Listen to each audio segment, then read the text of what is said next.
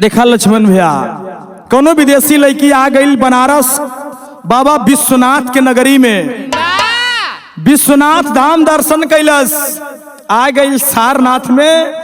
वही जो एगो मंगरू भैया लड़का भेटा गल। मंगरू भैया जस लड़का भेटाल तो कहले है कि तोहार विदेश ना है, ई सारनाथ बनारस है।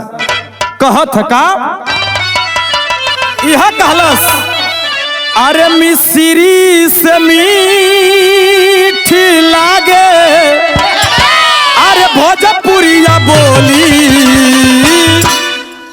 मिश्री से मीठी लागे भोजपुरिया बोली, एक बेर बनारस में आके तो देखा।